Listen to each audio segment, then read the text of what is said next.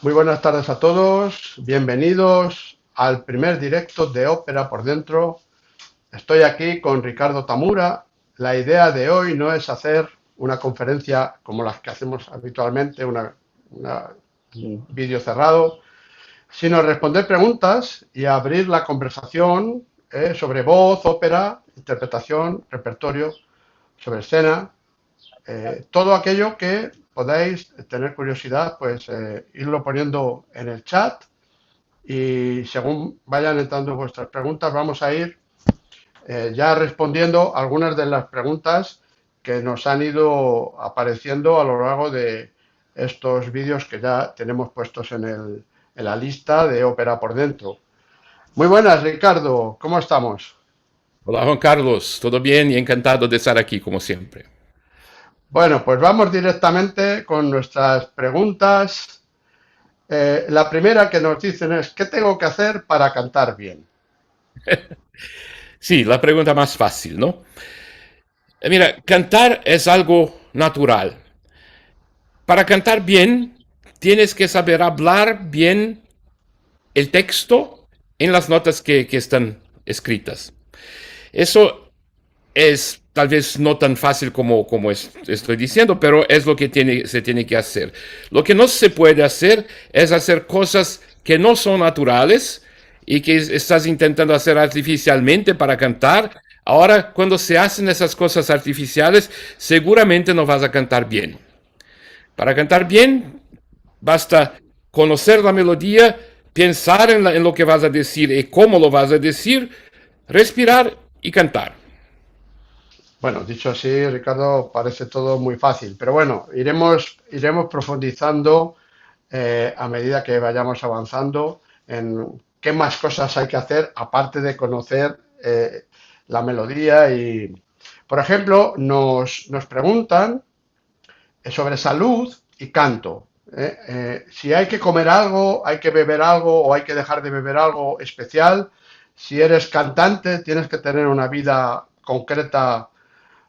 Supongo que lo de no fumar, eso será habitual, pero bueno, ¿hay algo que haya que hacer, especialmente si eres cantante? Bueno, yo diría sí, pero al mismo tiempo en que yo digo de sí, otros cantantes van a decir no, porque es, uh, es una cosa un poco subjetiva esta. Y entonces, por ejemplo, cuando yo empecé a cantar, escuché muchas informaciones, entonces no se podía hacer eso, por ejemplo, no se podía beber la leche porque leche te hace venir los mocos y entonces no puedes cantar bien. No se puede comer chocolate porque chocolate irrita las cuerdas vocales, entonces no cantas bien. Y por así se va. Pero en mi vida he conocido muchas personas que solamente podrían cantar si hicieran esas cosas. Entonces habría muchos cantantes que para cantar tenían que beber leche o no podía cantar. O tenían que comer chocolate antes de cantar porque de otra manera no podía cantar. Yo diría que lo que se tiene que hacer es vivir de una manera saludable, pero dentro de tus preferencias, ¿no? Seguramente se tiene que tener un poco de inteligencia. Digamos, si yo me voy a cantar un papel de Wagner ahora en 10 minutos, no me voy ahora a comer un plato, una paella enorme que me va a pesar en el estómago y después tener que cantar por 5 horas con el estómago lleno, no se debe hacer. Uh, Tampoco se deben hacer cosas, no me voy a beber alcohol demasiado antes de cantar, porque después se sabe que la voz se afecta por eso, ¿no? Y entonces tiene que tener una posición racional. Pero digamos, hablando de comer, hay muchos cantantes wagnerianos que en los intervalos de la ópera en Bayreuth se van a comer un Schweinshaxe, que se llama, que es muy pesante, y lo tienes que comer para tener energía para continuar la ópera. Yo no lo hago, pero hay personas que lo hacen. Hay otros cantantes que, por ejemplo, especialmente en Italia, que no tienen ningún problema en beber el vino poco antes de cantar. Y hay personas que antes de cantar tienen que beber un poco de alcohol para calmarse un poco y para estar más relajado. Entonces, no hay una cosa así definitiva. Pero citando un colega que tengo yo, que dice una cosa muy sencilla, que es, la voz se compone básicamente de dormir y beber agua. Y entonces uno tiene que dormir bien y tiene que beber mucha agua. Si posible, el agua que se bebe sin tener otras cosas en el estómago. Entonces, no beber agua con la comida, pero beber agua pura. Son dos cosas que yo hago cuando tengo que cantar. Intento dormir mucho y bien y beber mucha agua. Pero también eso algunas veces tienes que cantar sin dormir muy bien y sin beber mucha agua, también funciona, pero digamos no es ideal, ¿no?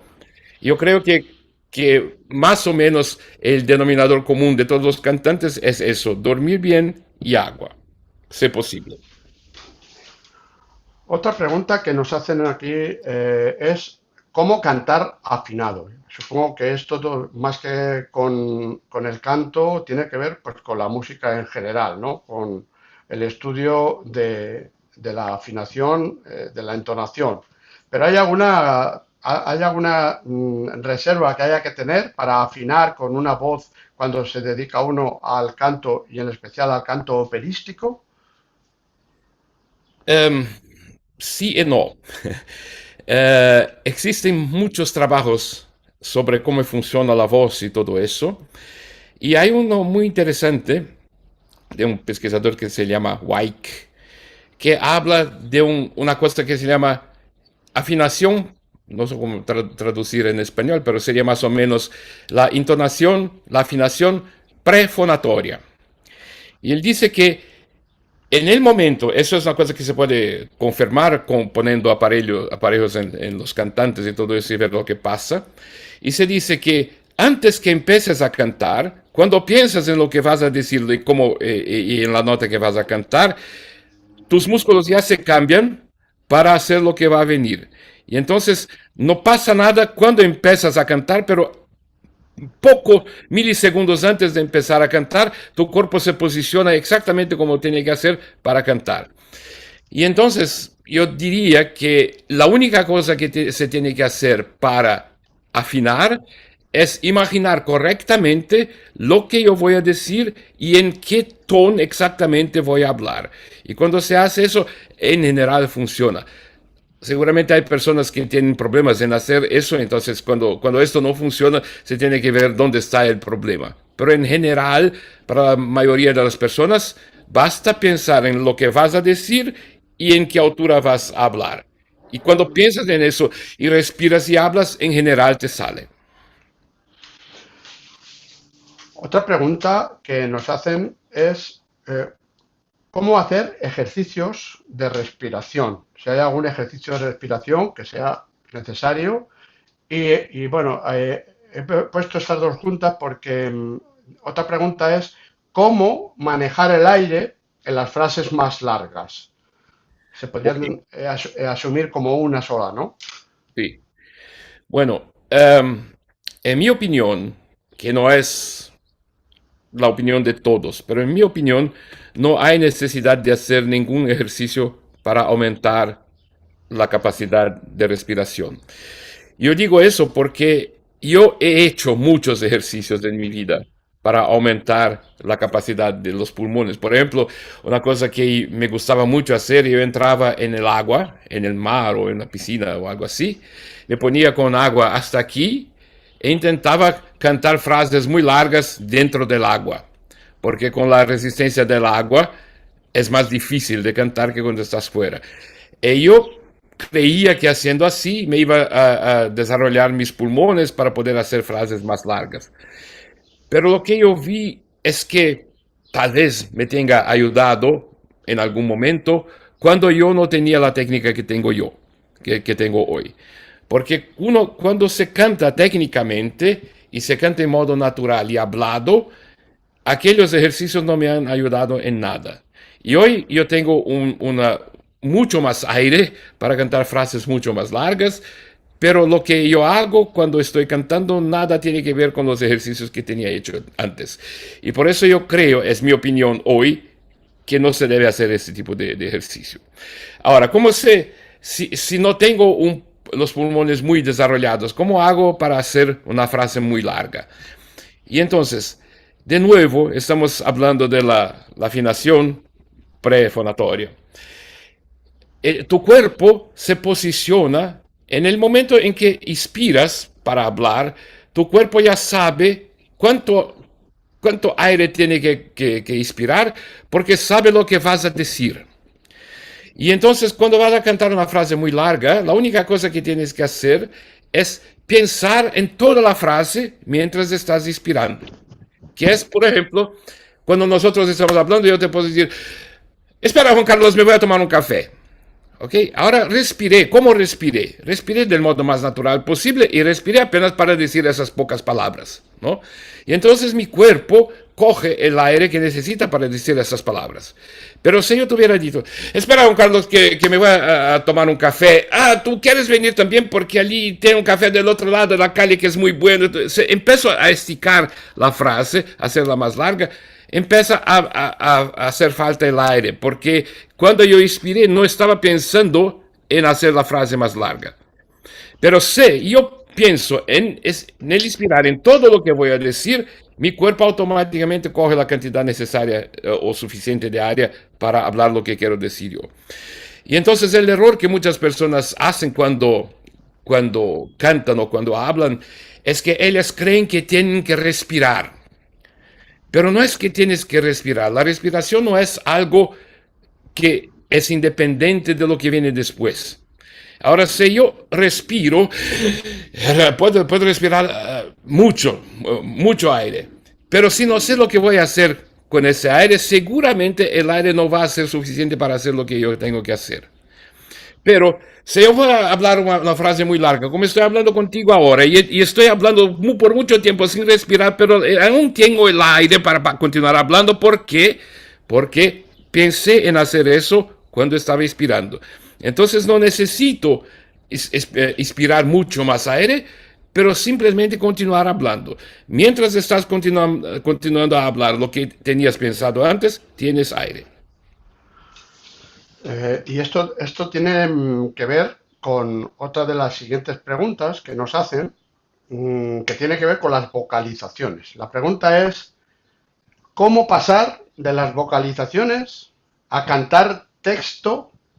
Y también dentro de esa pregunta, ¿cómo cantar las consonantes? Ok, aquí tenemos que hablar de algunos puntos. Primero, las vocalizaciones son algo que se usa mucho, pero la utilización de hacer vocalices es discutible, porque tú tienes que saber cómo hacer las vocales. Porque si no sabes hacer las vocales, cuando vocalizas, haces vocales que no están correctas. Y el que puede pasar es que la persona hace vocalizaciones y en vez de mejorar, peora, ¿no? Eso es un fenómeno que yo veo muchas veces en teatros, especialmente los cantantes que hacen los papeles más pequeños, que en general no cantan tan bien como las personas que hacen los papeles más grandes, no siempre, pero en general, eh, que se van a aquecer la voz antes de cantar y hacen media hora de vocalizaciones y cuando van en el palco no tienen más voz porque vocalizaron mal y hicieron mal a su voz, ¿no? Entonces en algunos casos es mejor no hacer nada que aquecer la voz. Pero digamos, los vocalices son ejercicios para enseñar a la persona dónde están las vocales, cómo hacerlas y cómo hacerlas de una manera perfecta con legato y siempre sobre el aire. Y entonces vocalizar tiene que hacerse cuando se quiere, se está pensando en la técnica. Si no es para desarrollar la técnica, en mi opinión, vocalizar no trae muchos beneficios. Pero una vez que entendiste cómo tiene que fluir la voz, si puedes hacer los vocalices con un legato perfecto y todo eso, y dominas la producción de las vocales, entonces para pasar de ahí al texto, es simplemente hablar el texto en la misma manera en que hablaste los vocalices.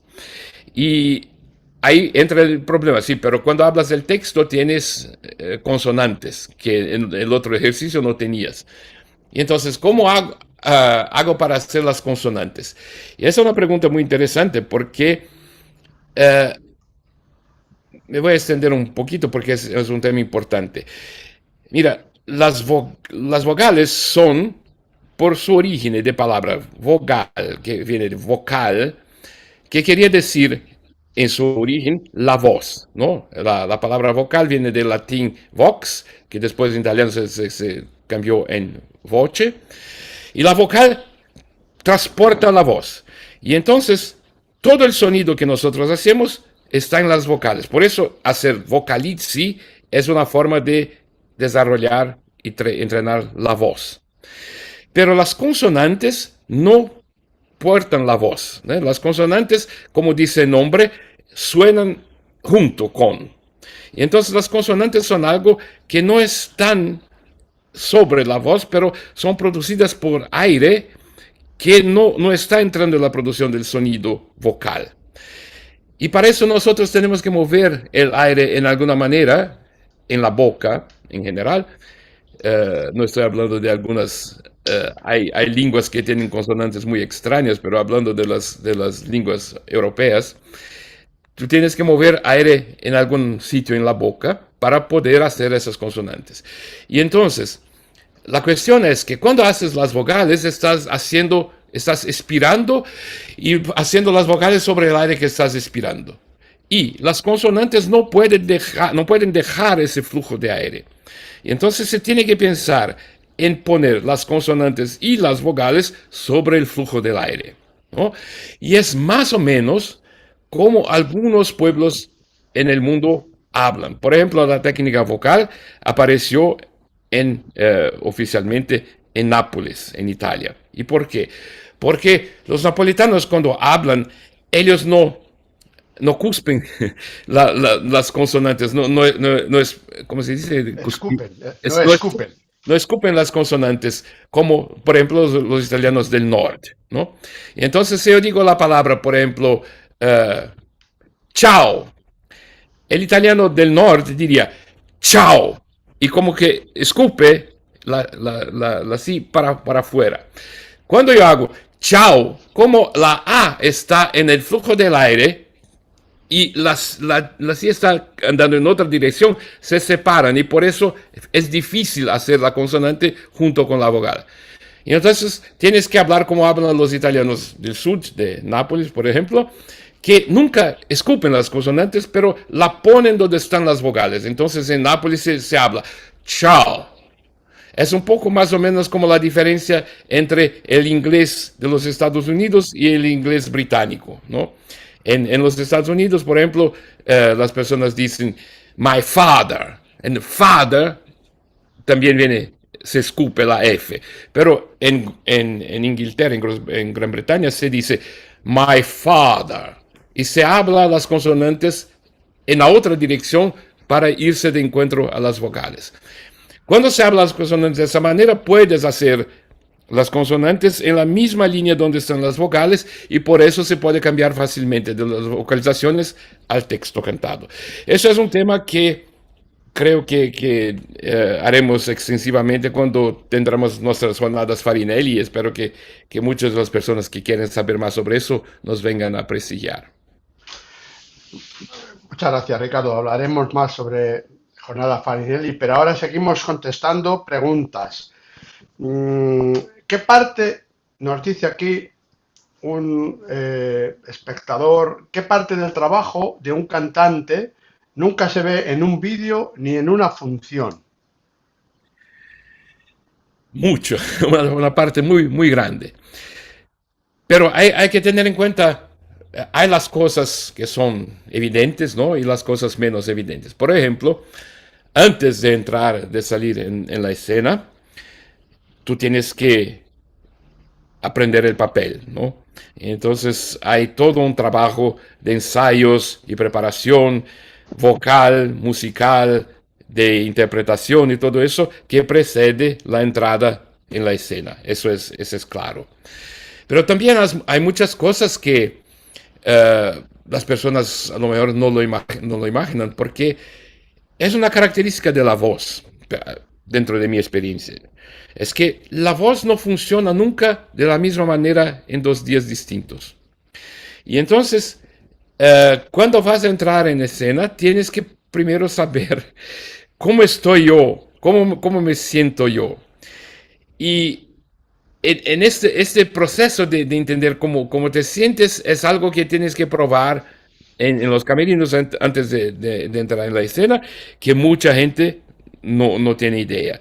También, por ejemplo, muchas veces tú te sientes que la garganta está muy seca, entonces tienes que beber mucha agua antes de entrar. Cuando te quedas un poco ansioso porque tienes que cantar, inmediatamente se seca la garganta, y entonces tienes que beber más agua.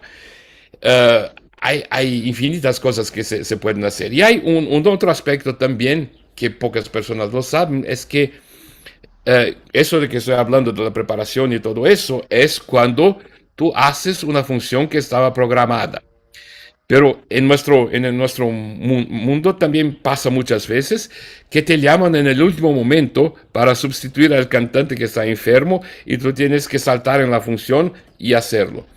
Y esa preparación en esos casos es mucho más complicada y mucho más desconocida por parte de las personas, porque tú tienes que controlar exactamente todo, aprender la escena, controlar la escena, mirar vídeos, hablar con los asistentes de dirección y todo eso, hablar con el director de orquesta, con el maestro y todo, para poder entrar con una cierta preparación. Y eso es un trabajo muy difícil que no muchas personas pueden hacer muy bien.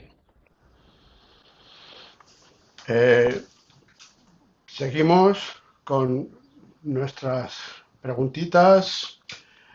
Eh, Nos hacen otra pregunta que es cierto que los agudos no son los más importantes de las óperas. La respuesta corta es sí, es verdad. La respuesta más larga es un poquito más complicada. Digamos, los agudos, tú eres compositor y lo sabes, los agudos están allí por algún motivo, ¿no? Y por eso son muy importantes, no se pueden quitar los agudos o hacer algo en esa dirección, porque el compositor los puso allí porque quería un determinado efecto. Pero yo entiendo esta pregunta como algunas personas piensan que para cantar una ópera tienes que hacer bien el agudo. Eso no es así, porque la ópera contiene mucho más tiempo de canto que no son los agudos, y eso también tiene que estar muy bien. Pero seguramente hay personas que, especialmente en algunas regiones del mundo, es común que los espectadores van allí para ver si el tenor hace bien el agudo, el soprano hace bien el agudo, y entonces esas notas que se quedan más importantes de lo que tendrían que ser. Pero, hablando genéricamente, la ópera no se compone de agudos. La ópera se compone de toda su duración, del drama, del carácter del personaje y todo eso, ¿no? Pero obviamente que también hay los agudos, hay las áreas que son famosas con los agudos que son famosas. Hablamos de Nessun Dorma, por ejemplo. Y si los agudos no vienen bien, obviamente que se destruye un poco la utilidad de toda la función. Pero, digamos, los agudos son importantísimos, pero no son todo, seguramente. Bueno, sí, bueno, a mí me has dicho como compositor, el agudo los compositores usamos para lograr algún efecto, bien sea dramático, bien sea musical dentro del contexto, bien sea para destacar alguna o poner énfasis a alguna palabra o para un efecto eh, que subraye la escena, ¿no? Entonces, cada palabra, cada elemento melódico suele servir a un efecto que encaja perfectamente dentro del contexto global de la obra. Por eso tiene que estar totalmente integrado el aspecto melódico y una parte del aspecto melódico es la tesitura de las voces. Sí, sí, Eh, perdón. Dime, No, dime. que hay compositores, por ejemplo, especialmente compositores como Puccini, por ejemplo, cuando pone un agudo, él sabe exactamente por qué puso el agudo allí, porque es siempre el clímax emocional de lo que está pasando, ¿no? Hay otros compositores, por su vez, que ponen agudos por otros motivos, y entonces es un poco distinto, pero también tienen una función que no es la misma que les da Puccini, pero también tienes que hacer muy bien, digamos, no se puede quitarlos. Muy bien, seguimos con las preguntas. Nos dicen, ¿hay momentos en que cantar más bonito es peor? Y se puede unir a esta otra pregunta. ¿Se puede cantar técnicamente bien y no decir absolutamente nada? Esta pregunta seguramente vino de alguna persona que ya vio nuestros vídeos anteriores del canal, porque sí, es posible cantar bien, cantar bonito y cantar mal, o como estaba preguntado, sí, porque el canto, en mi opinión, es una arte y como todas las artes, tiene como función transmitir emociones y transmitir un mensaje de contenido emocional. Y cantar artísticamente no es lo mismo, por ejemplo, que cantar el himno nacional, ¿no? Porque creo que el himno español no tiene palabras, ¿verdad? No, el himno español no, se tararea, pero no tiene, por ahora Sí, no tiene letra. Ha tenido, pero en estos momentos no tiene letra. exacto. Oficial, no tiene letra oficial. El ejemplo no es bueno, pero en otros países, por ejemplo, cuando tienes el texto en Brasil, tenemos un texto muy complicado del himno nacional, que aun si las personas en teoría entienden lo que están diciendo, cuando cantan no están pensando en lo que están diciendo. Y entonces lo que viene para afuera es un canto, pero que es un canto muy aburrido y no es un canto de verdad artístico. Y entonces es cantado mal. En general se canta muy mal el himno nacional. En Brasil se pasó una vez que en Brasil cuando vas en la universidad tienes que hacer una prueba escrita y todo eso, que hacen todos los estudiantes que quieren entrar en la universidad. Y donde vengo yo, en São Paulo, tienen la historia que la pregunta que tuvo la mayor cantidad de errores de la historia era ¿cuál es el sujeto de la primera frase del himno nacional? Y nadie lo sabía, embora todas las personas conozcan el texto, pero como no piensan en lo que están diciendo y la frase está escrita un poco al revés, entonces las personas repiten el texto pero sin pensar en nada y por eso no sabían cuál era el sujeto y por eso tuvo tantos errores esa pregunta. Entonces uno tiene que pensar en lo que está diciendo y ahora sí que funciona.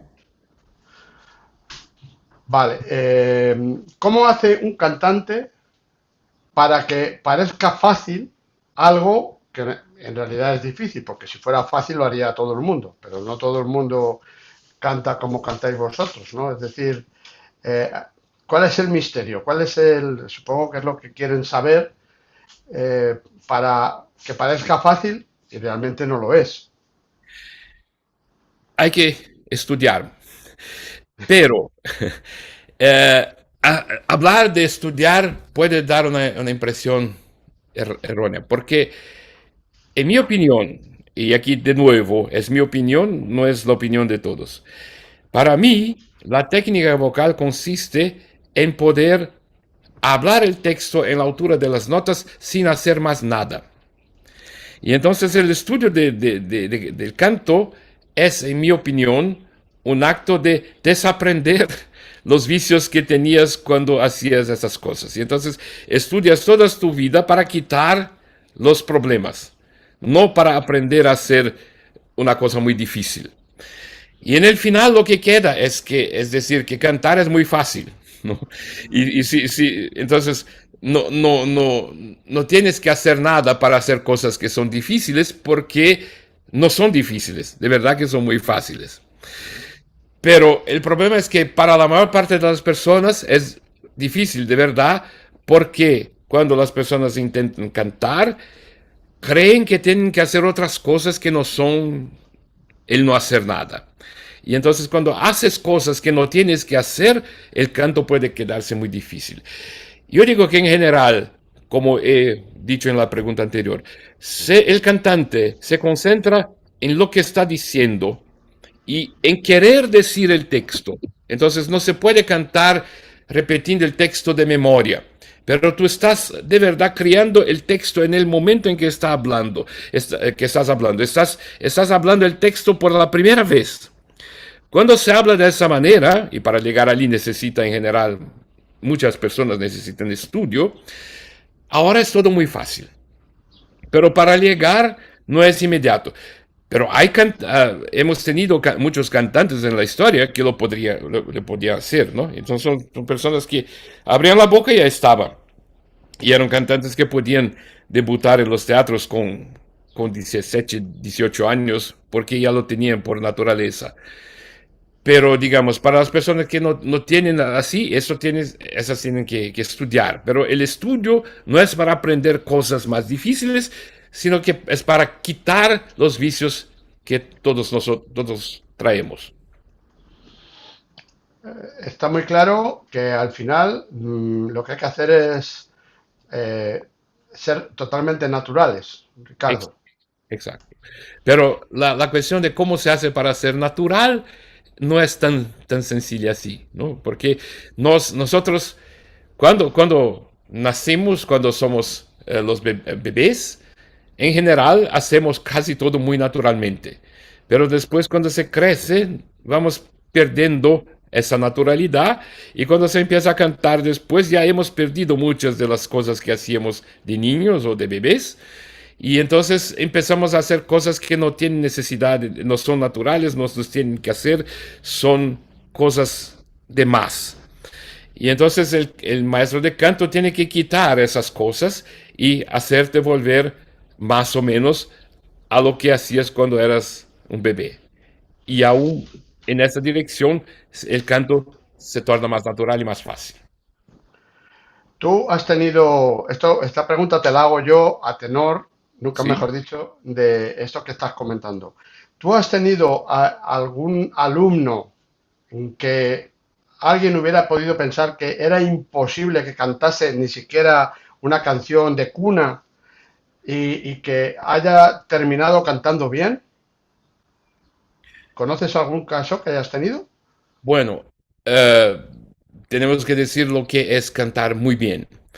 Pero digamos, he tenido casos de personas que no podían cantar nada y que después de algún tiempo podían cantar y cantar de manera a impresionar al público, digamos, que aplaudicen. No es decir, nunca he tenido una persona que de nunca no saber cantar nada, no poder cantar, transformarse en un Pavarotti. Pero también ahí es una otra cuestión para decir lo que se tiene que hacer para transformarse en Pavarotti o alguien de esta categoría. Eso no. Pero para transformar a una persona que no sabe cantar en una persona que sabe cantar, eso es posible. Eso he hecho muchas veces. Y ahora entramos en preguntas quizá para ya gente que quiere estudiar canto o que está estudiando canto. Me preguntan cómo escoger tu repertorio. Sí, esa es una pregunta muy interesante que escucho con mucha frecuencia. Especialmente en Alemania, pero también en otros países del mundo, se desarrolló el concepto que se habla en Alemania, se llama de Fach, que Fach sería el compartimento donde se queda tu voz, ¿no? Y entonces en Alemania se definen los Fachs, que quieren decir, si tú tienes una voz así, solo puedes hacer los papeles que están en tu compartimento, tu reparto. No puedes hacer papeles que están fuera de tu reparto. Pero para mí eso es una tontería. Yo creo que eso es el consejo que doy a mis alumnos. Yo digo, los papeles que son justos para ti son los papeles que te gustan, los papeles que te emocionan. Porque si un cantante no se emociona con el papel, no va a emocionar a nadie. Entonces la primera cosa son los papeles que cuando lees el texto, cuando hablas aquellas palabras, te vienen lágrimas. Esos papeles son perfectos. Lágrimas o otro tipo de emoción muy intensa, ¿no? Pero en general en la ópera vienen las lágrimas. Pero si el papel es así, ahora es un papel justo para ti. Puede ser que aún no estés, no tengas la capacidad técnica para hacer todo el papel, pero si trabajas en este papel, seguramente lo vas a hacer. Eso puedo afirmar con seguridad. Lo que no funciona es cuando escoges un papel por lo cual no tienes ninguna relación, no sientes ninguna emoción. Y es un papel muy extraño a tu personalidad. Y entonces es muy difícil. Porque para cantar bien, como he dicho yo, uno tiene que sentirse como si se estuviera hablando el texto en el momento, por la primera vez. Y hablar textos que no me dicen nada es mucho más difícil, porque ahora se empieza a tener que memorizar las palabras y cuando memorizas el texto y vas a cantar no funciona más. Pero si las palabras te vienen naturalmente, ese papel seguramente va a funcionar. Pero aquí hay una pregunta que surge y es, hay personas que a lo mejor tienen un registro de tenor y no pueden cantar más que un tipo de personaje de tenor o barítono. Siendo barítono, a lo mejor los papeles de tenor no son fáciles. Es decir, eso influye el registro, supongo. Si eres bajo, no vas a poder cantar como un tenor. Sí, estamos hablando de cosas parecidas, Diferentes, pero ¿no? un poco, sí. Digamos, um, es la cuestión de que estaba hablando yo, es, por ejemplo, hay peligro en hacer un papel que va a arruinar mi voz. Y yo digo, no, si el papel te emociona, no te vas a arruinar con él. Seguramente no. Porque lo que hace problemas a la voz, por ejemplo, uno de los errores más frecuentes que las personas hacen es hablar o cantar sin sostener el flujo del aire. Y cuando tú cantas, es lo que pasa, por ejemplo, cuando uno grita, ¿no? Entonces digo, si estoy enfadado, digo, ahora estoy haciendo un sonido que no tiene flujo de aire. Y cuando se hacen sonidos sin flujo de aire, cada sonido que se hace así va a hacer daño a las cuerdas vocales y si haces todo el tiempo así, te vas a destruir.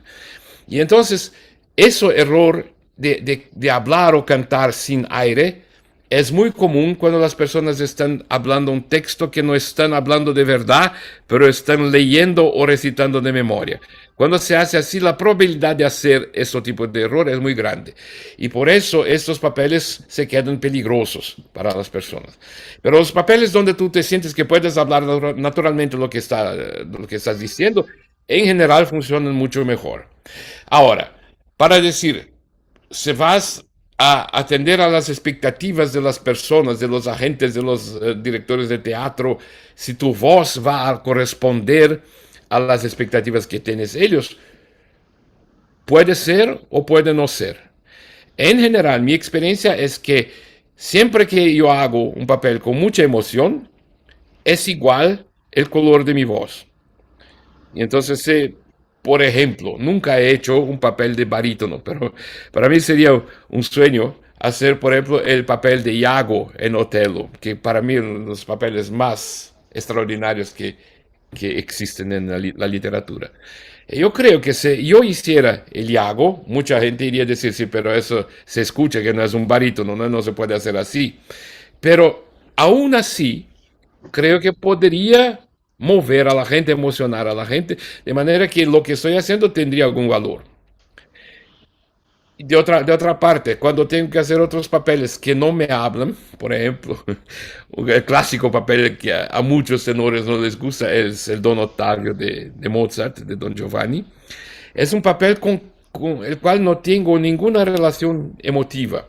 Y entonces, aún se he hecho este papel algunas veces y no he hecho mal, he estado muy bien, pero es un papel que no me va porque yo no, hasta hoy no he podido hablar este texto de una manera que fuera natural para mí. Y por eso siempre se queda imperfecto, ¿no? Bueno, a ver, esto pregunta para los que nos están escuchando. ¿Vosotros qué pensáis? ¿Pensáis que podéis cantar? Si es que hay algún cantante, pues, ¿pensáis que es imposible para vosotros cantar nada? ¿O pensáis que no sabéis exactamente cuál es vuestro registro? Ponednoslo en el chat que os leemos. Esto ahora encaja con la respuesta anterior. Es peligroso cantar un repertorio no adecuado para tu voz, pero que de alguna forma ya lo has contestado, porque lo peligroso, según tú, es que elijas un repertorio que realmente no sientes, ¿no? Que, o sea, que te hace sentir incómodo. Pero aquí hay una pregunta, que no sé si es un poco delicada, que es, eh, cuando trabajas con manager, a veces el manager te obliga, o la empresa te obliga a cantar papeles que a lo mejor tú no te ves preparado, y ha habido personas que han dañado su voz por ese tipo de cosas, ¿no? Sí, exactamente. Cuando la persona tiene completo dominio de la técnica de no hacer nada, como he dicho antes, ¿eh? De la voz natural, entonces puede hacer cosas no completamente naturales y perfectas de lo que estamos hablando, porque tiene la posibilidad de hacerlo. Pero especialmente los cantantes más jóvenes, que aún no tienen un dominio completo de la técnica, cuando tienen que hacer un papel con el cual no tienen ninguna afinidad, tienen solo un camino, y este camino es, tienen que trabajar en el papel hasta que, no vocalmente, no cantando, pero hablando, hasta entender profundamente lo que está pasando y hasta sentir exactamente las emociones de este personaje. Cuando se hace eso, ahora el papel se queda más fácil. Pero si yo tengo una versión al papel y estoy peleando todas las veces que lo tengo que cantar, es peligroso. Y entonces sí, no tengo técnica suficiente para hacerlo, es mejor no hacerlo. Otra pregunta, Ricardo, ¿qué es peor en ópera? ¿Una voz bella sin personaje, me dicen, o un personaje intenso con problemas vocales? Bueno, también ahí voy a dar mi opinión. No todo el mundo está de acuerdo, pero en mi opinión es mejor el cantante con problemas vocales, pero que tiene mucha emoción, que el cantante que canta perfectamente y no tiene ninguna emoción. Y hemos tenido muchos ejemplos en la historia de cantantes que no tenían una técnica perfecta, pero por tener mucha emoción en sus interpretaciones, hicieron una grande carrera, aún si, digamos, técnicamente no estaban en la altura de otros cantantes que cantaban mucho mejor, y a lo mejor no hicieron la carrera tan buena como esos, porque cantaban sin emoción. Cantar no es cantar perfecto. Para cantar perfecto tienes que tener buena técnica, sí, pero no es la finalidad de cantar, no es hacer notas perfectas, el ritmo, afinación, todo perfecto. La finalidad de cantar es transmitir tus emociones. Y si no tienes emociones, en mi opinión, es mejor no cantar. Aquí enlazamos con una pregunta, Ricardo, que nos hizo hace tiempo ya una persona, que dice que hablásemos sobre la Divina María Calas y el trágico desenlace de su carrera. A lo mejor eso es una pregunta compleja, pero como nos la hizo, pues creo que deberíamos contestarla, ¿no? Sí, para contar toda la historia de María Callas es muy complicado. Yo tampoco conozco todos los pormenores porque nunca encontré a María Callas, ¿no? Pero he escuchado, he hablado con muchas personas que la conocieron. Digamos, la primera pregunta es, ¿Callas tenía una voz, una técnica perfecta o no? Eso es una cosa que se discute mucho. Se dice que Callas cuando empezó a cantar tenía una técnica muy muy buena. Pero el que pasó es que cuando empezó a cantar, Callas era, tenía, no tenía la figura que después se conoce de Callas. Tenía mucho más peso antes, ¿no? Era más, ¿cómo se dice? Más grasa. Y Estaba más llenita, vamos a sí, decirlo así. digamos. Y entonces se pasó, se dice la historia que una vez hizo una audición para cantar Butterfly y tuvo la respuesta que sí, pero estaban buscando una, ¿cómo se dice? Borboleta en español. Una, la butterfly, ¿cómo se llama el insecto en español? Ah, una mariposa. Una mariposa. Estaban buscando una mariposa y no un elefante, ¿no? Y Ah, por eso no la podían coger, porque ella era muy grande. Y entonces Calas, que tenía un poder de voluntad enorme, se quedó a perder peso y en poco tiempo se adelgazó hasta tener la figura que todos tenemos en nuestros ojos cuando pensamos a Calas. Y hay mucha gente que dice que cuando Calas hizo eso, que eso produjo problemas a su técnica vocal. Que antes era perfecta, después no era. Otras personas dicen que sí, tuvo problemas porque antes la técnica ya no era perfecta. Eh, no voy a prender una posición de decir si su técnica era perfecta o no, pero se puede decir, Callas tenía seguramente una característica que es el sueño de todos los cantantes, que era una voz inmediatamente identificable. Entonces, cuando escuchas la voz de Callas, inmediatamente sabes que está cantando Callas.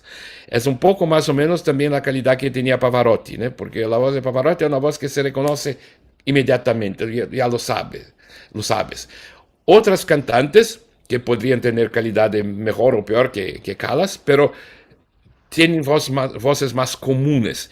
Y las voces más comunes son más difíciles de hacerte aparecer para hacer una carrera como hizo Callas. Eso es un punto. El segundo es que Callas tenía una capacidad dramática muy grande. Una persona que conoció, que vio a cantar Callas en vivo, me contó una vez que estaba en el teatro y Callas estaba en la escena, pero no estaba cantando. Y estaba pasando muchas cosas en la escena y Callas estaba allí en el lado. Pero la persona que me contó dijo, pero yo tenía que mirar a ella. No estaba mirando a quien cantaba, no estaba mirando a lo que estaba pasando en la escena, porque Callas tenía una aura, una capacidad dramática, no sé, que hacía con que las personas la miraban. Y eso, sin duda, era una de sus grandes calidades. Vocalmente, Callas era también una vez respondió una pregunta que hicieron a ella, cómo se comparaba a otra cantante, todo eso. Ella dice, mira, en el día en que esta otra cantante pueda hacer, en un día Norina, en el otro día pueda hacer Carmen o Norma, podemos hablar. Porque Callas podía cambiar también de repertorio muy ligero al repertorio muy pesado de un día para otro sin hacerse daño. Y el problema es, en mi opinión, es que ella hacía todo en forma muy natural, que era intuitiva. Pero en mi opinión, Callas tenía sus problemas también cuando intentaba hacer técnica. En algunos momentos se ve que ella está intentando hacer técnica. Y cuando intenta hacer técnica, no es tan buena como cuando no está intentando hacer técnica. Mi opinión. No quiero cometer una heresía y hablar mal de Callas, pero más o menos, para mí, para las personas que creen que Callas tenía problemas aquí en esta noche, yo siempre los veo como estaba intentando hacer algo de técnica. Pero cuando no intentaba hacer nada y dejaba sus instintos libres para hablar como le gustaba hablar, la voz era perfecta. Lo que es indudable es que Callas conseguía el ideal de la ópera, que era emocionar. Exacto. O sea, independientemente de la técnica, en cada momento, lo que está clarísimo es que ella sí conseguía eso que estabas comentando antes, que no dependiera tanto de si estaba afinando mejor o peor, sino que lo que conseguía era ese carisma de transmitir lo que el personaje estaba queriendo transmitir, ¿no? Exacto. Y ella tuvo un declinio vocal, y por eso terminó su carrera muy temprano, no muy temprano, pero más temprano de lo que se esperaría. Y mucha gente, hay personas que dicen que el motivo es porque no tenía la técnica perfecta y por eso se hizo daño y todo eso. Yo creo que aún sé, Callas no, tal vez no tenía la técnica absolutamente perfecta, pero el problema que pasó fue su vida, ¿no? Porque ella tuvo muchos problemas eh, en su vida privada y el canto es el espejo del alma, como se dice, ¿no? Y digamos, muchas cosas, cuando estás sufriendo mucho, cantas mejor. Pero hay otras situaciones donde sufrir te hace cantar muy mal.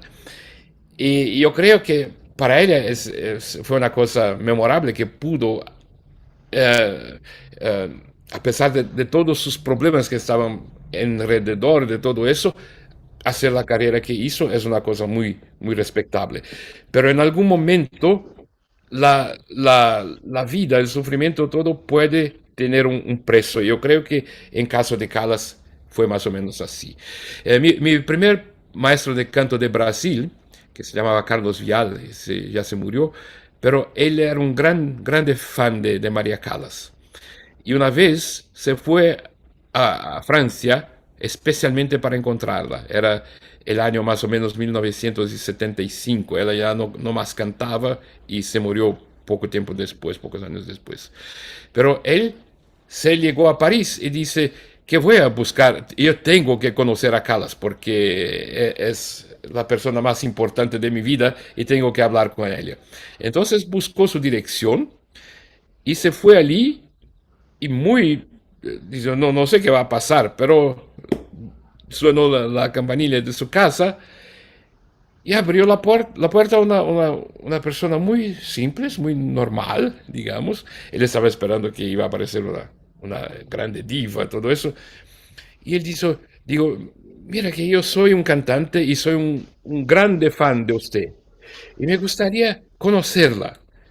Y dice que Callas estaba, su opinión, estaba tan triste y tan sola en aquellos años de su vida que dijo, pero cómo no, él lo invitó a entrar, le sirvió café y galletas y todo eso, y él pasó una hora con Callas en su habitación. Y él decía, para mí esa fue una cosa increíble porque él nunca pensaba que lo iba a recibir. No solo lo recibió, pero lo recibió muy bien. Y él creía que porque ella tenía la necesidad de hablar con alguien porque se sentía muy sola.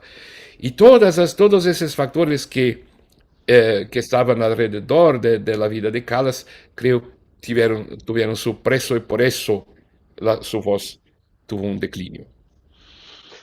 La tristeza. La tristeza es enemiga del cantante y de la Exacto. cantante. Sí, La tristeza vital, claro. sí. ¿Cuándo, Ricardo, otra pregunta, una puesta en escena ayuda al cantante o lo puede traicionar y hacer que esté incómodo? Esta es quizás una pregunta muy actual. Sí. En general, la escena ayuda a los cantantes porque para, cuando te envuelves, te pones en la escena y estás haciendo las acciones exactamente como estás hablando, eso te ayuda a hablar de forma más natural, ¿no? Y entonces, por ejemplo, he tenido muchos papeles que cuando lo hacía con los pianistas preparando el papel eran muy difíciles, pero cuando me ponía en la escena, y me decían, ahora tú tienes que hacer eso, se quedaba muy fácil, porque tú te olvidabas de todas las tonterías que estabas haciendo musicalmente y pensando en la técnica del papel y empezabas a vivir el papel. Y cuando vives el papel se queda mucho más fácil. Entonces, en general, la escena está allí para hacer las cosas más fáciles para el cantante y también más emocionales para el público.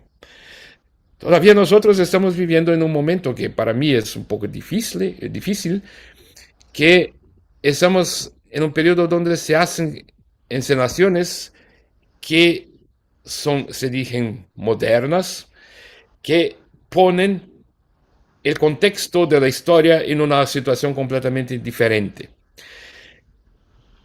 Y no es, lo que estoy diciendo no es una crítica general a todas las encenaciones modernas, porque yo he visto, he hecho también encenaciones modernas que aún si se hacía la historia en una situación diferente, aún así la historia funcionaba perfectamente y tú podrías hablar naturalmente de lo que estabas haciendo. Pero desafortunadamente no es siempre el caso. Y hay muchos directores, por ejemplo, que hacen cosas sin realmente pensar en los cantantes, digamos así. Y entonces tienes que hacer acciones que no tienen nada que ver con lo que estás diciendo. Y eso hace mucho más difícil el papel. Por ejemplo, para contar un caso más absurdo, que no voy a decir qué ópera ni quién la ha hecho, pero a veces yo tenía que hacer un papel y el director de escena llegó cuando se habla de los directores que no son los ideales, en general hay dos tipos. Uno son los tipos que no tienen ninguna idea y llegan sin saber lo que van a hacer, pero esos en general tienen esperanza porque hablando contigo puedes desarrollar la escena de una manera que funcione bien. Pero hay aquellos que tienen una idea completamente loca y que ya tienen todo coreografado que tienen que pasar dentro de esa idea loca. Y una vez tuve esa experiencia que estaba trabajando con un director así, y él tenía coreografado todos mis movimientos, pero él no hablaba italiano. Y entonces coreografó todas las acciones basándose en la traducción alemana del texto. Y lo que pasa es que la traducción alemana no coincide musicalmente con el texto italiano. Y entonces yo tenía que hacer acciones en el momento en que decía él, pero en aquel momento yo estaba hablando una cosa completamente diferente. Y hacer un papel en esas condiciones es de verdad muy difícil. Y, pero no sé si afortunado o desafortunadamente, no son todos los registros que son así, los directores, pero hay muchos desafortunadamente que hacen eso. Bueno, pasamos a otro ámbito que es el del estudio. ¿Qué debe hacer un cantante joven antes de salir a escena? Entiendo, la pregunta es porque una persona que no tiene experiencia, ¿qué debe hacer cuando se enfrenta pues a las primeras veces a escenas, ¿no? La primera cosa que es evidente es que tiene que prepararse mucho. Y entonces, si nunca has hecho el papel, cuanto más preguntas tienes en tu cabeza, peor, más difícil se queda hacer el papel. Y entonces uno tiene que prepararse de manera a sentirse completamente confortable con el papel antes de entrar en escena. Entonces necesita mucha preparación de voz, de cabeza, de pensar en la figura, de sentir esas emociones y todo eso. Y eso se tiene que hacer antes. En el momento en que se va a entrar en escena, uno tiene que saber cómo está su voz. Porque como he dicho antes, la sensación de la voz se cambia siempre. Y entonces es una anécdota de mi vida que yo he tenido muchos maestros muy buenos de canto. Eh, He tenido maestros fijos, pero también he tenido lesiones con otros. Y muchas veces me pasaba que yo hacía una lección con un otro maestro y entendía todo. Y entonces ahora lo entendí, ahora sé cómo funciona la voz. O con mi maestro fijo, lo mismo. Hacía una lección y ahora sé cómo cantar. Y mi esposa, que participó de un periodo grande de este, me decía, sí, a ver cuánto tiempo te va a durar esa voz que entendiste, ¿no? Y muchas veces hacía la broma cuando yo decía, ahora he entendido cómo se canta. Sí, esta es la voz número 49 o cuál es el número. Porque de verdad la sensación se cambia. Y entonces, no solo la sensación se cambia, pero también tu modo de hacerlo se cambia. Es una analogía que hago muchas veces. Yo digo, para cantar es más o menos como conducir un coche. Cuando conduces el coche, tienes que hacer muchas cosas al mismo tiempo y todas las cosas tienen que funcionar, pero tú no puedes concentrarse en esas cosas, no puedes concentrarse en cómo pisar en el acelerador, cómo mirar en los espejos. Si te empiezas a pensar en esas cosas, en general conduces muy mal.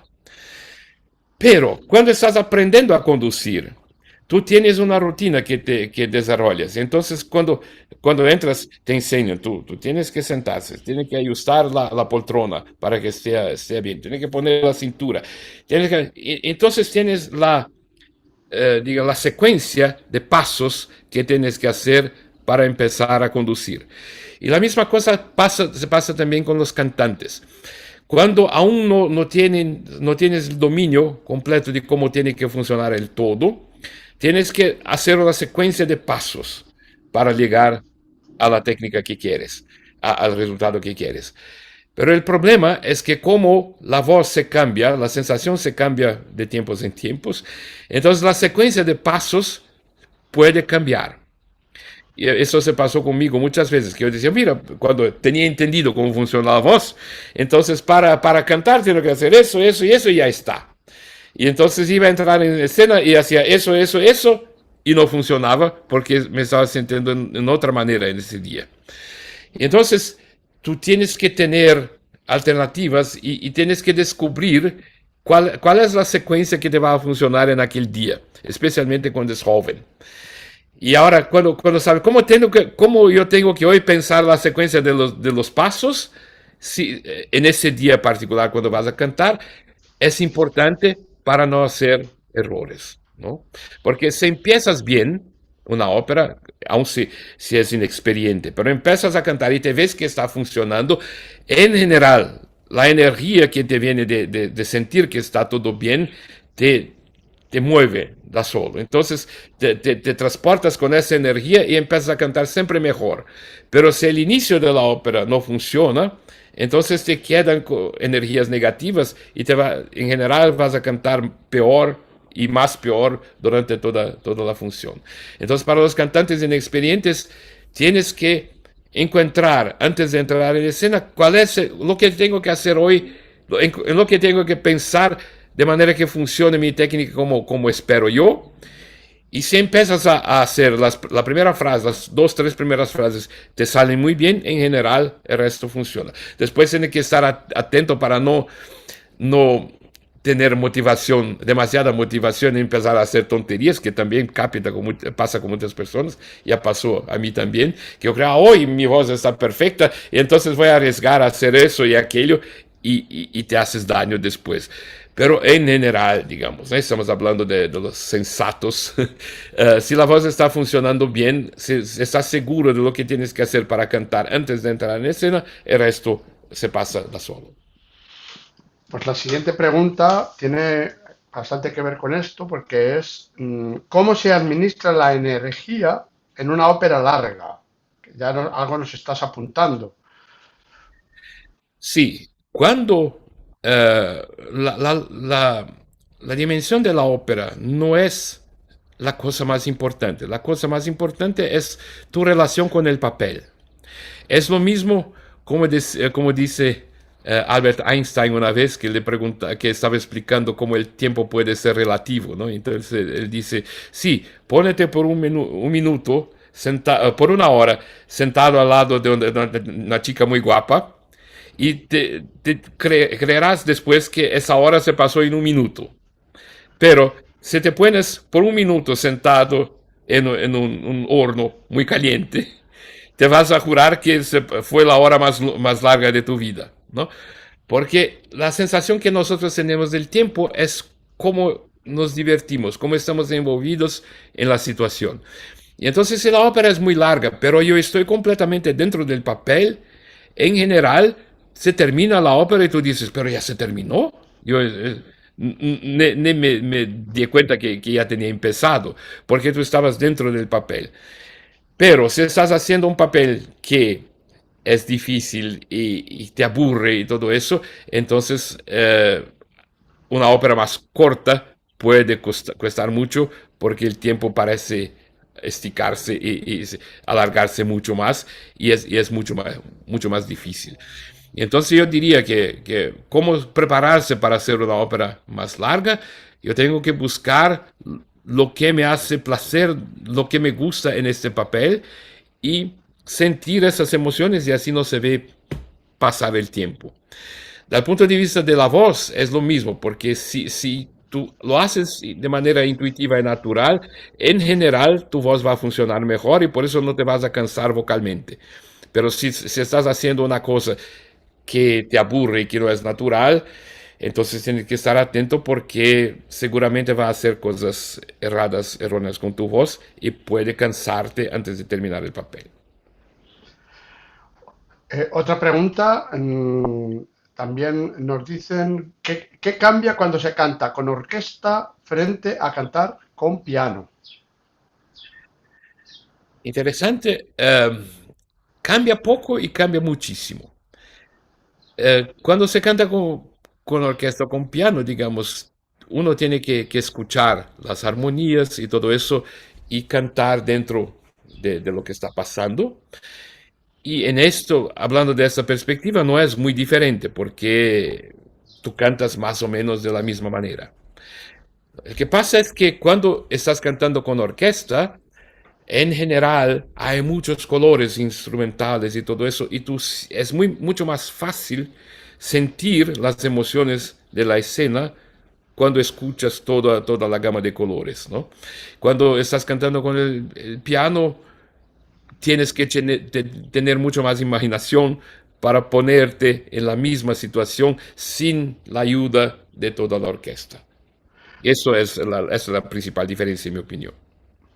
Pero alguien podría decir que al piano se le puede vencer mejor con la voz que a la orquesta, ¿no? Sí y no. Porque si tú tienes una técnica perfecta o una técnica muy buena, puedes vencer la orquesta también sin grandes esfuerzos. Y si tienes una técnica muy mala, muchas veces es difícil vencer al piano. Incluso al piano. Sí. Vale, otra pregunta que nos hacen, ¿qué se aprende en un ensayo que no se puede aprender estudiando solo en casa? Yo supongo que se refiere a un ensayo cuando estás ensayando ya, preparando con la orquesta o con el maestro, que no puedes hacerlo tú solo en casa, ¿no? Sí, tenemos ensayos de diferentes tipos, ¿no? Entonces tenemos los ensayos, por ejemplo, musicales. En los ensayos musicales está muy claro que, por ejemplo, los directores de orquesta muchas veces entienden la música de una manera diferente de la tuya. Y entonces cuando vas a trabajar con ellos te apuntan cosas que nunca tenías pensado.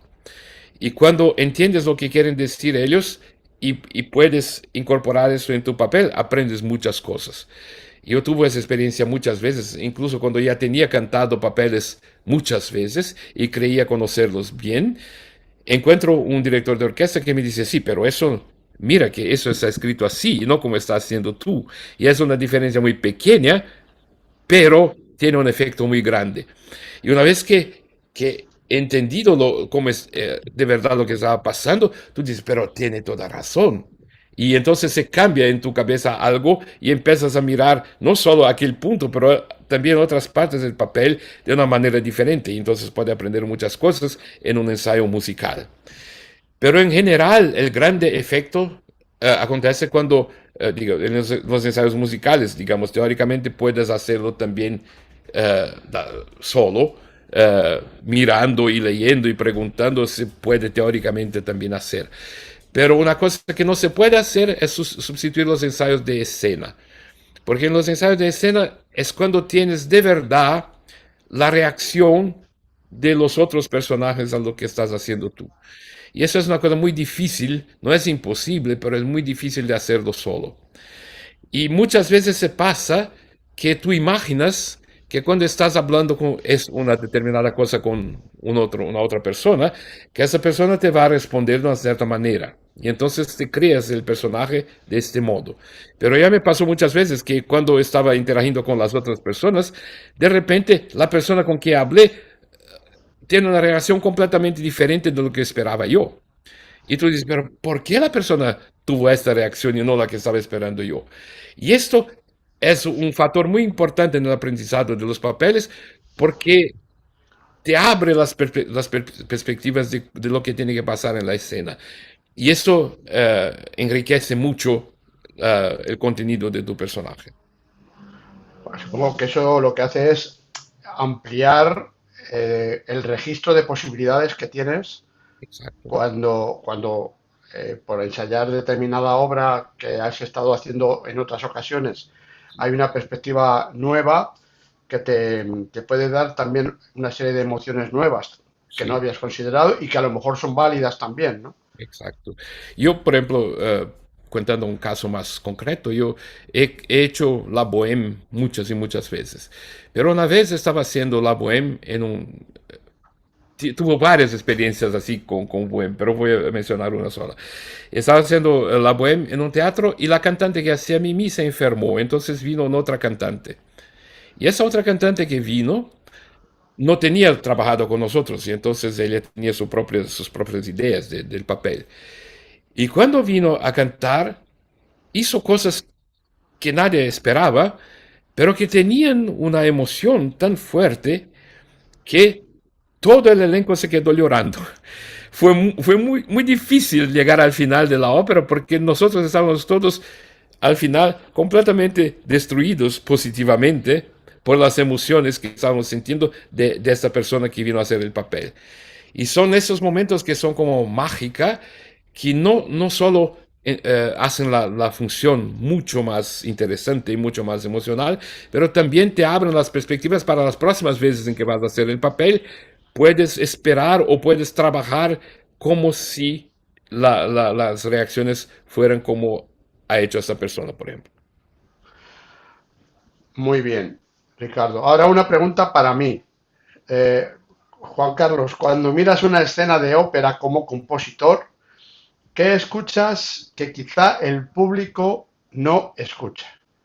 Bueno, a ver, yo respondo que yo lo primero que hago cuando escribo es que me pongo como público.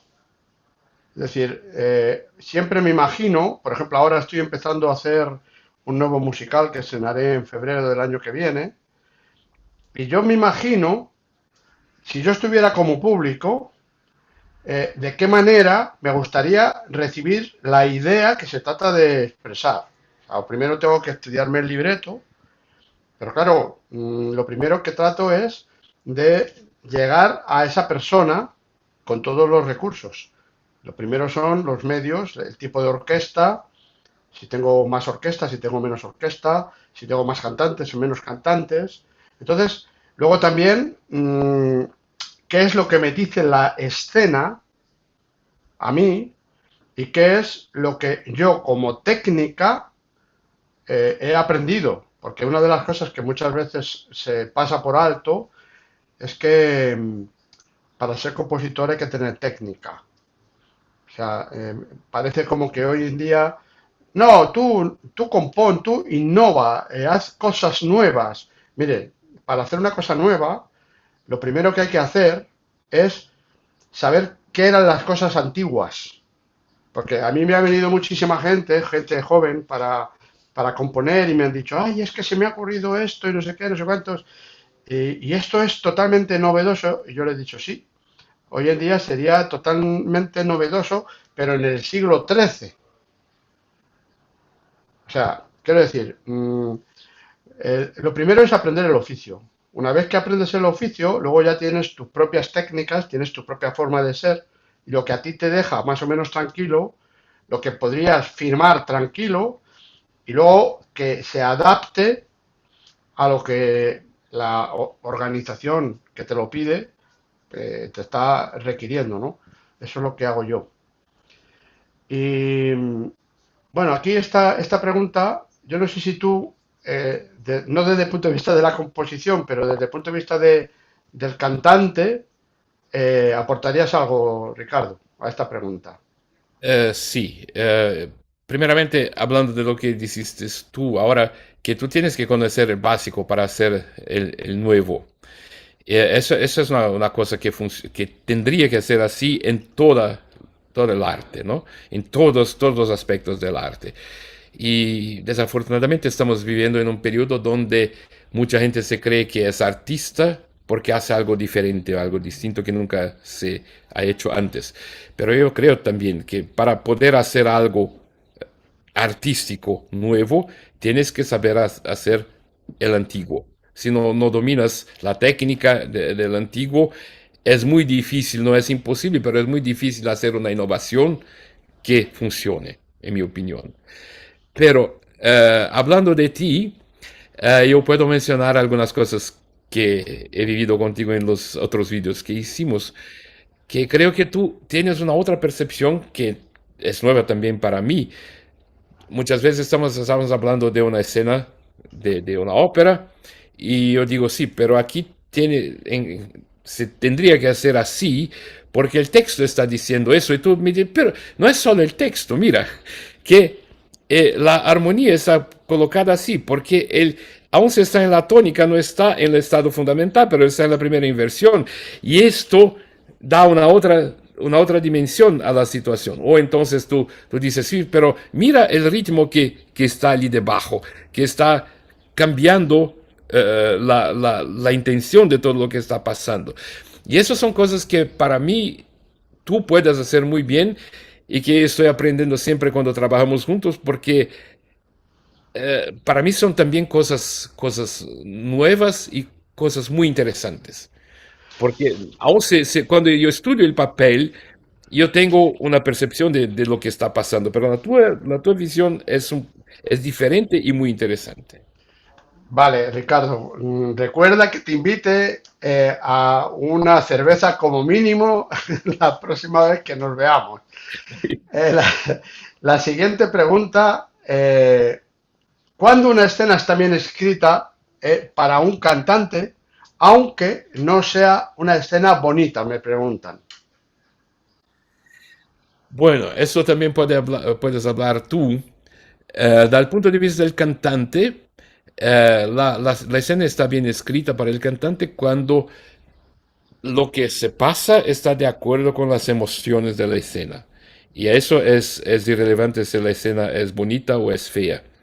Pero cuando el cantante, en el modo como está escrita la música, le permite sentir las emociones naturales de esta escena, entonces funciona muy bien para el cantante. Independiente si la música, tú no tienes solo situaciones positivas en una ópera, ¿no? No es que todo es bonito también hay momentos que son muy feos en la historia y todo eso.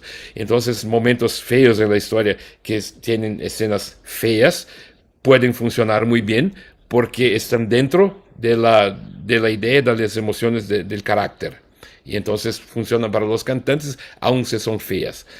Lo que no funciona es si tienes una escena que está escrita bonita o fea, pero no adecuada a lo que está pasando con los personajes. Entonces, para los cantantes es mucho más difícil. Y ahora tú puedes hablar como compositor también. Sí, bueno, quizá podemos unir con la siguiente pregunta que dicen, ¿qué puede aprender un compositor actual de Puccini, Verdi o Wagner sin imitarlos? Y bueno, tiene un poco que ver con la pregunta anterior, ¿no?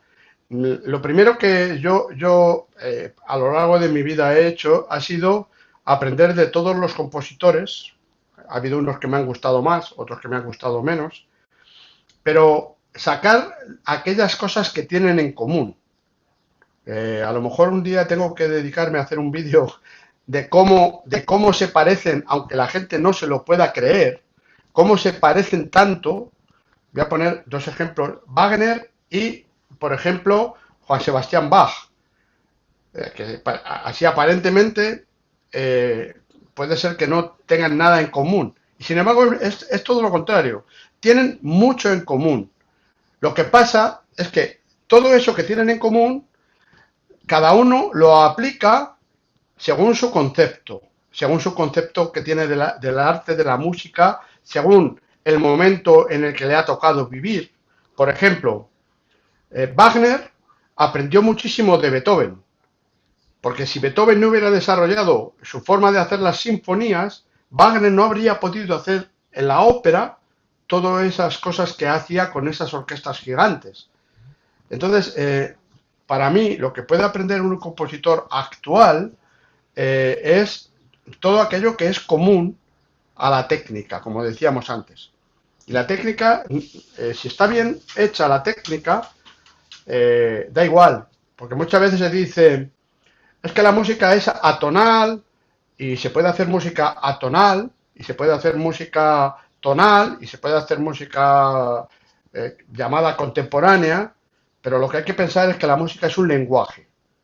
Entonces, cuando la música es un lenguaje, muchas veces nos olvidamos de que lenguaje significa que hay un emisor, un medio y un receptor. Cuando el compositor se olvida de que hay un medio y un receptor, entonces ya no existe lenguaje, ya no existe comunicación. Y eso es lo que muchas veces se pierde.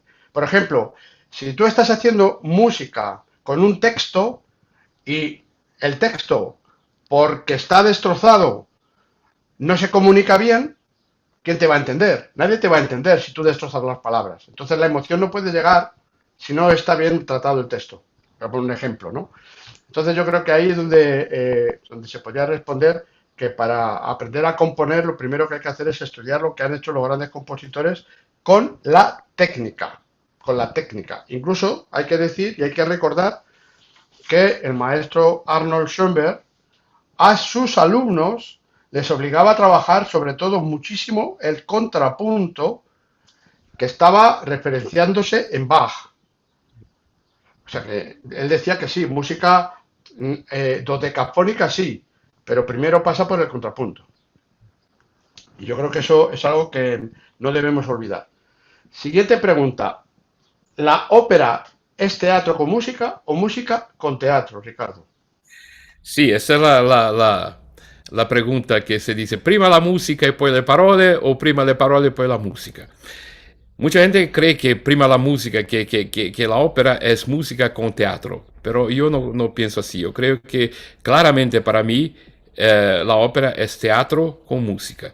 Y es siempre prima la parola e poi la música. Eso a propósito también decía mi maestra Licia Albanese, que también tenía esta opinión. A propósito, la frase prima la música e poi le parole era el título de una ópera de Salieri que fue creada para hacer broma. No era una cosa para decir que así tiene que ser, pero era para hacer al revés. Sí. Y para mí es muy claro que ópera es teatro con música. Bueno, yo ahí tendría que decir que eh, hacer buena música operística significa que tú no sepas si es música o es palabra. Sí, Es decir, hay que ser capaces de integrarlo todo tanto que tú, desde el comienzo al final, te veas envuelto en una expresión global y que te cuentan una historia. Si eres capaz de estar en una historia, es como una película. sí, O sea, en la película, cuando tú estás demasiado pendiente de los detalles, de los efectos especiales, la banda sonora, esto. No, en la película tú tienes que sumergirte en la historia y vivir la historia. Si hay algo que te saca de la historia, entonces ya no es una película. Será un ejercicio de imágenes o de sonidos o de lo que sea. Y yo creo que esa es la cuestión de la ópera, que hay que saber integrarlo todo, que yo pienso que es lo que pretendía Wagner, e incluso, como tú decías en otro de los vídeos, pretendía Verdi al intentar integrar, no hacer recitativos, porque es como que en el recitativo tiene más peso el texto, en el área es la música con una melodía. O sea, yo creo que eso es lo que ha ido evolucionando la ópera para integrar todo en una obra de arte conjunta, que no solamente es texto, música, escenografía, iluminación, experiencia de todo tipo, ¿no? sí. Bueno, y se nos ha ido el tiempo volando. Sí. Espero que a todos os esté gustando. Y la última pregunta nos decían qué son las jornadas Farinelli. Bueno, te tengo que decir, las jornadas Farinelli son unas jornadas que hacemos aquí en Aranjuez. Son unas masterclass que Ricardo viene a hacer a Aranjuez una vez al año En este caso será en la última semana de octubre y ahora os hablará Ricardo de cómo hacemos y que si queréis podéis tener información privilegiada si os apuntáis en jornadasfarinelli.com. Ahí todavía no hemos abierto las inscripciones, pero para aquel que tenga interés en saber cómo va, pues que se inscriba ya y cuando tengamos la información concreta de todo lo que vamos a hacer, pues ya le enviaremos un email. A ver, Ricardo, cuéntanos de qué va lo que llamamos jornada Faninelli. Sí, resaltando que para escribirse no cuesta nada, ¿no? Es solo para recibir las informaciones y después las personas siempre pueden decidir si quieren venir a Aranjuez o no. Pero lo que haremos es, como en las últimas jornadas, trabajar los conceptos de técnica vocal, explicar cómo funciona todo eso, qué es la voz natural, cómo se hace, cuáles son los problemas. Y yo creo personalmente, por ejemplo, que muchos de los problemas de los enseñantes de técnica vocal y de los alumnos también, de la pedagogía vocal, es que las personas no entienden el significado literal de las palabras que vienen de la llamada antigua escuela italiana y nunca se sabe lo que se pasó en aquella escuela porque no se quedó ningún registro, pero se escucha hablar de lo que era porque muchos cantantes estudiaron con personas que estudiaron con otros y se quedaron muchas palabras que intentan describir la técnica, pero muchas veces el significado real de esas palabras es muy confuso. Y entonces se habla de una cosa, pero no se sabe exactamente lo que quiere decir. Por ejemplo, ¿qué quiere decir un sonido cubierto? ¿No? Es una de aquellas preguntas que si entiendes qué se quería decir con esas palabras, es mucho más fácil de entender el concepto. Y eso es una cosa que trabajaremos profundamente con los alumnos en las jornadas Farinelli. Bueno, pues si no hay más preguntas, aquí lo vamos a dejar. Ha sido un placer. Recordaros que seguiremos haciendo vídeos todos los viernes, salvo algún pequeño problema que pueda surgir, y que pronto volveremos a hacer un directo en donde podéis preguntarnos cosas que se os ocurran, bien de los vídeos, bien de cosas que habéis tenido curiosidad y que nunca habéis conseguido que nadie os responda. Aquí estamos para atenderos. Espero que haya sido de vuestro agrado este pequeño coloquio que hemos tenido sobre ópera y espero veros en el próximo directo. Muchas gracias, Ricardo, y Gracias. sobre todo decir que la música está en ti y no debemos olvidarlo nunca, porque si no sale de uno la música, al final la cosa no funciona. Exacto, perfecto.